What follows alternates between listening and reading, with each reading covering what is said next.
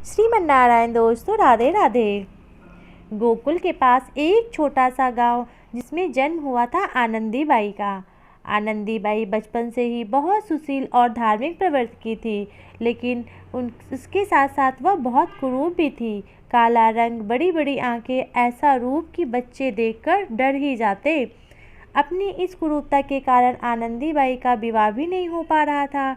किसी तरह गोकुल के एक धनी व्यापारी से आनंदी बाई का ब्याह कराया गया। विवाह के पूर्व आनंदी बाई के पति को धोखे में रखा गया।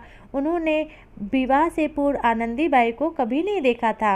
विवाह के बाद जब उन्होंने आनंदी बाई को देखा तो उन्हें अपने साथ हुए धोखे का एहसास हुआ।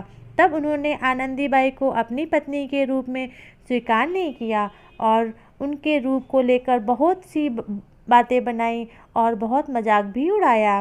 केवल इतना ही नहीं, उन्होंने आनंदी बाई को अपने घर से भी निकाल दिया और दूसरा विवाह कर लिया। घर से निकाल दिए जाने के बाद भी आनंदी बाई ने गोकुल न छोड़ने का निश्चय किया। उनके पति ने उन्हें स्वीकार नहीं किया था, इसीलिए आनंदी बाई गोकुल को अपना ससुराल मान चुकी थी। इसीलिए उन्होंने गोकुल में ही एक छोटी सी कुटिया बना ली। आनंदी बाई ससुराल आते समय कान्हा की एक बहुत सुंदर विग्रह अपने साथ लाई थी। कान्हा के उसी विग्रह को अपनी कुटिया में विराजित कर दिया। अब आनंदी के पास उनके परिवार में वे और उनके कान्हा जी थे। आनंदी बाई सारा दिन अपने कान्हा जी की सेवा करती, उनकी पूजा करती और उनसे बातें किया करती थी। कभी कभी तो उनसे रूठ भी जाती और बाद में उन्हें मनाने भी लगती। इसी तरह भजन कीर्तन पूजा पाठ करते हुए आनंदी बाई का सारा दिन कट जाता और उनका जीवन व्यतीत हो रहा था। एक दिन की बात है, गोकुल में श्री कृष्ण लीला का आयोजन किया गया।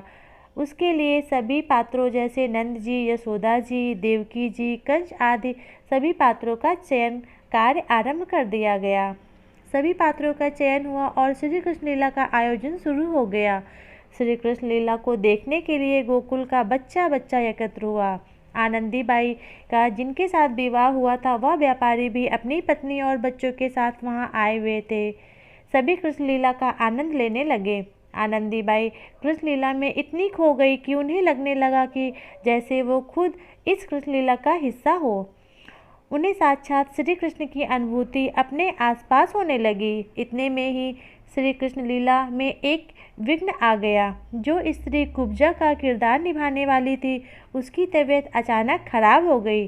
अब आयोजकों के सामने बहुत बड़ी समस्या आ गई कि अचानक किसी भी पात्र को किसी नए पात्र के लिए कैसे लाएं। आनंदी बाई के पति जो गोकुल के जाने माने व्यापारी थे और आयोजक समिति में भी थे, अचानक उनकी नज़र आनंदी बाई पर गई। आनंदी बाई का मजाक बनाने की मंशा से उन्होंने आयोजकों के सामने प्रस्ताव दे दिया कि इस महिला को देखिए, कुब्जा की भूमिका के लिए वह सर्वोत्तम योग्य है। उन्हें तो तैयार करने की भी जरूरत नहीं पड़ेगी। ये तो साक्षात कुब्जा ही प्रतीत हो रही है। आयोजक समिति के लोगों ने यह प्रस्ताव अच्छा लगा और आनंदी बाई को अपनी पति की व्यंग्यपूर्ण बातें सुनकर भी बुरा नहीं लगा, क्योंकि वो तो इस बात को सुनकर खुश थी कि कान्हा जी की जो अनुभूति उन्हें लीला देखते हुए हो रही थी अब वे साक्षात होने वाली है। सचमुच में वह श्री कृष्ण लीला का हिस्सा बनने जा रही हैं। थोड़ी ही देर में श्री कृष्ण के मथुरा आने का प्रसंग स्टेज पर चलने लगा। मथुरा के राजमार्ग में श्री कृष्ण गुजरे तो रास्ते में उन्हें कुब्जा मिली। श्री कृष्ण लीला के दौरान जैसे ही श्री कृष्ण बने बालक ने कुब्जा आनंदी बाई सा के पैर पर अपना पैर रखा और उनका मुख ऊपर किया तो एक अद्भुत चमत्कार हुआ। आनंदी बाई का रूप एकदम बदल गया। जिन आनंदी बाई से उनकी क्रूरता के कारण उनसे कोई बात तक नहीं करता था, वे साक्षात देवी नजर आ रही थी, मानो कोई परी उतर आई हो। सभी लोग श्री कृष्ण लीला में हुए इस चमत्कार को देखकर दंग रह गए। सब कुछ उनकी आंखों के सामने ही तो हो रहा था, इसलिए किंतु परंतु का तो कोई प्रश्न ही नहीं था। वैसे तो आनंदी बाई को अपने रूप से कभी कोई परेशानी नहीं थी, लेकिन अपने कान्हा के दिए इस कृपा प्रसाद से आनंदी बाई बहुत खुश थी और धन्यवाद देने के लिए अपने पति के पास गई। आखिर उन्हीं के कारण ही तो उन्हें कान्हा की भक्ति और कृपा प्राप्त हुई थी। अगर आनंदीबाई के पति ने उन्हें घर से ना निकाला होता या मजाक बनाने की मंशा से उन्हें कुब्जा का किरदार न दिलवाया होता तो उन्हें कान्हा की कृपा कैसे प्राप्त होती। इसीलिए कहा जाता है कि जब भी स्थिति आपके अनुकूल हो तो प्रभु पे विश्वास बनाए रखना चाहिए।